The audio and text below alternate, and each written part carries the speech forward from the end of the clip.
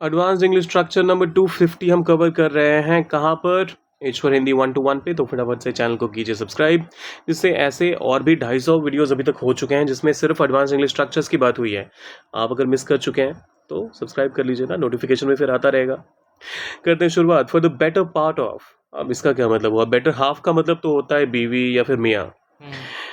She is my better half, वो मेरी अर्धांगिनी है। He is my better half, वो मेरा पति है। लेकिन for the better part of something, इसका क्या मतलब होता है? देखिए, जब आपको कुछ यूं कहना हो, ज़्यादातर समय तक किसी ने कोई काम किया, अपनी ज़िंदगी के ज़्यादातर समय तक उसने कोई काम किया, तो उस केस में आप for the better part of his life करके उसे ट्रांसलेट करेंगे।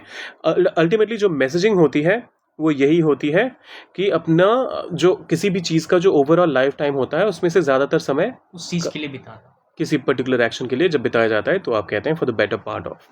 उसने अपनी जिंदगी का ज्यादातर हिस्सा गांव में बिताया। ही स्पेंट, उसने बिताया। Spend the better.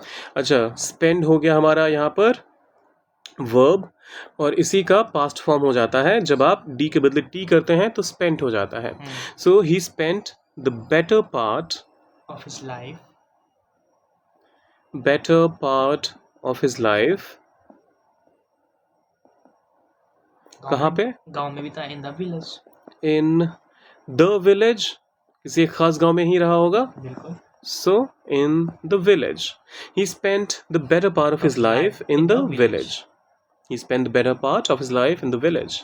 दूसरा एग्जाम्पल कहता है मैंने दिन का ज़्यादातर, अच्छा ये देखिए, यहाँ पर पूरी जिंदगी की बात नहीं हो रही है, दिन का ज़्यादातर समय। तो यहाँ पर एक दिन का जो पूरा लाइफ टाइम हुआ, इसमें ज़्यादातर समय इंसान ने, मान लीजिए ये पूरा समय क्या करने में बताया, काम में लगाया।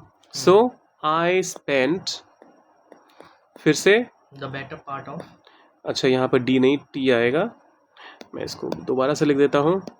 I spent the better part of the day, better part of the day, दिन का, better part of the day क्या करते हुए, काम में, तो working.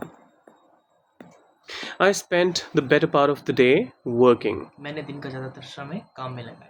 I spend the better part of the day working.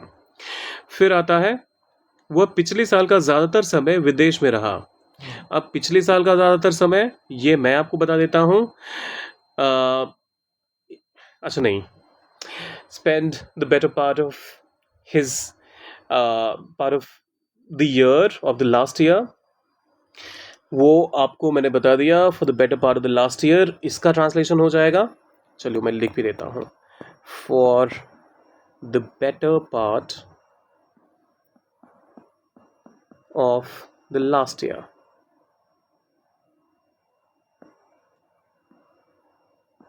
यहाँ पर अगर आप द नहीं भी कहते हैं तब भी चलेगा, द का इस्तेमाल यहाँ पर हालांकि सेंटेंस को गलत नहीं बनाएगा, तो दोनों ही तरीके सही हैं।